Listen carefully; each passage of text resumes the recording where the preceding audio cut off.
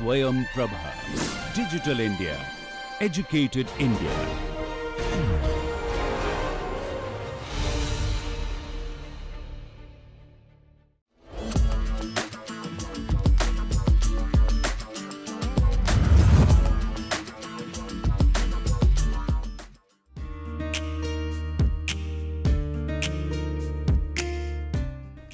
Hello and welcome to AICT Insights, a diverse show on innovation, education, entrepreneurship, startups and much more.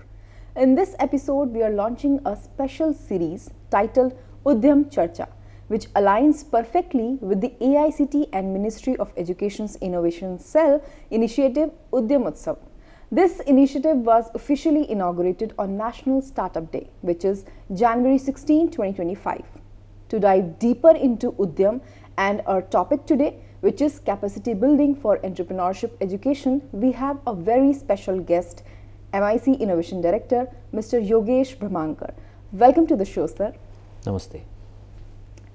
First, congratulations on the successful launch of Udyamotsav, a remarkable initiative akin to Shark Tank, designed for budding entrepreneurs and startups to pitch their ideas. Sir, can you tell us more about how this initiative came to life? What efforts did your team put in to make it reality across 14 locations? Yeah, Udyamotsav 2025 was conceptualized just before Smart India Hackathon finale. And all of us sat together and said, we really need to do something to connect our startups and student innovators, faculty innovators to the startup ecosystem, the largest startup ecosystem of the country. And this largest startup ecosystem has 2-3 different elements. One is venture capital funds, angel investors, the big funds which can come in picture, and then your customers. We have other initiatives where we can actually connect them to customers, but then we did not have any other platform where we can connect them to investors. And there we thought that let us take them to the early stage startup investors. And that's how Udyamotsav was conceptualized. And immediately post SIH finale, we had hardly a window of 20 to 25 days to execute this and have the finale of Udyamotsav. Finale in the sense the actual pitching of the startups to the investors, which was scheduled on 16th January, because 16th January is celebrated as National Startup Day as announced by our Honorable Prime Minister Modi ji. We received 10,000 registrations on our portal, and it was a tremendous effort put up by my team, a very small team of 4 to 5 people which deals with these portals and the what you can say submissions, where we got 3,200 final pitch decks of the startups, and then we had 2 rounds of screening and evaluation, and 410 then were, we can say, eligible to pitch to the investors in very short period of time. And I think it's a teamwork and my team's effort. Actually, we can say that now we were successful to enable the startups to meet and pitch the investors, and the process is still on, because now post Udyamotsav on 16th, now we will be connecting them to the investors where the investors have expressed interest to talk to those startups, mentor them or fund them. So apart from Udyamotsav, 2 other initiatives of MIC were also launched on 16th of January. Could you please brief about them? Yes. 16th January being a very remarkable day, and it's a very important day for all of us. We launched FDP, Faculty Development Program on Innovation and Entrepreneurship, the first of its kind by AICT and MIC. AICT has been focusing on capacity building, but we never had dedicated capacity building program on innovation and entrepreneurship. So we launched this FDP and IND, where we will conduct around 60 FDPs across country, where host institute will be higher education institutions and the government recognized incubation centers. We also announce regional meets. So we have been conducting IIC regional meets. This year we will be conducting around 26 regional meets across the country. Basically, you have launched new faculty program in innovation and entrepreneurship. Could you give us more detail or overview of this program, and what is the inspiration behind bringing this FDP in innovation and entrepreneurship? See, if we look at overall academic ecosystem and entrepreneurial ecosystem, the role of a teacher, the role of innovation ambassador, what we call it, we have been training online teachers, but we never had a offline training program as such. Role of a teacher is very important in shaping any student's journey, especially the entrepreneurial journey. And that's where we said that let us develop 10,000 entrepreneurship educators across the country. Okay. If we develop 10,000 entrepreneurship educators across the country, we will have a very good pool of these educators. They will become good mentors, and they play a very critical role in the early stage ideation, then selecting those ideas, motivating the students. So though if you look at the 4 E's, encourage, enable, engage, and then empower, the first 3 E's should be decentralized. So they play a very important role in shaping students' journey right from idea to the startup stage.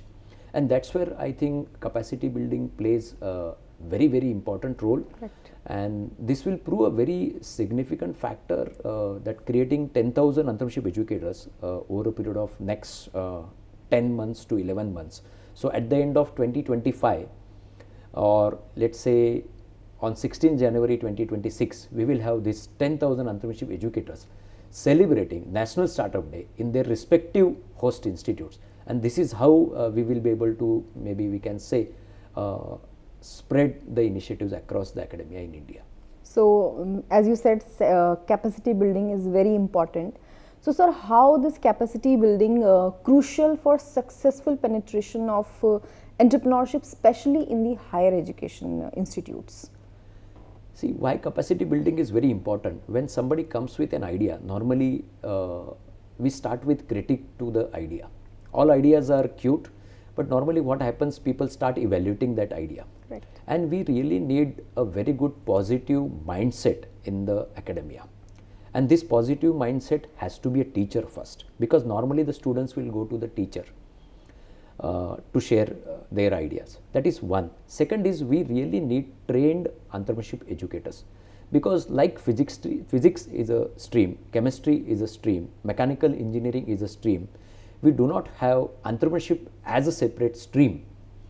We have now PhD programs which started on entrepreneurship management or entrepreneurship development. But as entrepreneurship is not a separate stream, we do not have thoroughly trained faculty members. I do not mean that we do not have now people who do not have the capacity to mentor the students, but we do not have them in masses. Mm-hmm. And if we really want to promote this early stage startup ecosystem, innovations amongst the students and faculty, we need these people on field who are capable of not only evaluating idea, but to listen to the students, connect them to the right people in the ecosystem, and take those ideas ahead so that we can convert the ideas actually into reality with some social impact.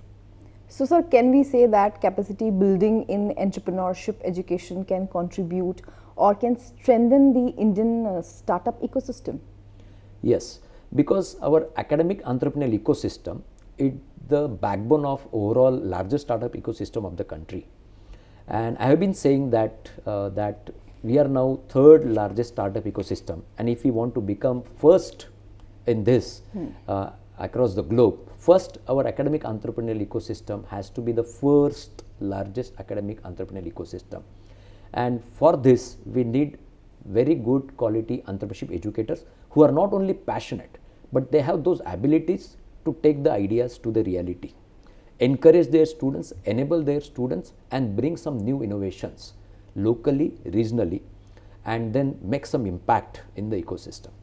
So we can say that entrepreneurship education serves as the backbone of the entire India startup ecosystem. Yes, because when you talk about early stage startup ecosystem, the major chunk of early stage startup ecosystem comes from all these higher education institutes. And why only higher education institutes? Now the early stage startup ecosystem, some part of it is coming from school innovation ecosystem also. Like in Udyamotsav, we had around 40 school student startups also they pitched to investors, and they were really highly appreciated by investors. So if we come to higher education institutes and the incubation centers which are hosted at higher education institutes, they are actually, you can say, igniting the spark in the students. And igniting these sparks, these faculty members play very important role. So if you look at this early stage startup ecosystem in academics, the entrepreneurship educators, the innovation ambassadors, and this team with the incubation centers, they are actually playing a very important role of taking these startups or ideas to a level of prototype or a startup. And very few of them go to the larger startup ecosystem. But we still need this, then only I think we will be having more and more innovations, then only we will be able to solve more and more problems around us, and that's how I think we can emerge. We have already emerged, but we can emerge as the largest startup ecosystem. Correct, sir. So coming back to FDP, is there any specific skills that faculty members will be equipped with through your program? So the FDP starts from right from ideation, then it goes to how to evaluate your ideas, so feasibility or opportunity validation we call it, then it goes to business model, then it goes to your complete revenue generation, then it goes to intellectual property, then it goes to technology transfer. It also includes on the parallel track the product model generation, go-to-market strategy, these kind of modules. So one will be actually enabled with all the tools, processes, frameworks, where the faculty who is trained through this FDP will be able to conduct classes on entrepreneurship in the respective institutes. And we want them to do this practice and come back to us so that they will become master trainers also. So over and out, what will be the broader outcomes of these FDPs? Apart from just training, what will be the broader outcomes? So the broader outcome is that, see, these faculty members will go and play the role of like say institutions, innovation councils, convener or president, or they are playing a parallel role in their university or institution as an incubation expert or entrepreneurship educator. So apart from teaching and training, they will be startup mentors.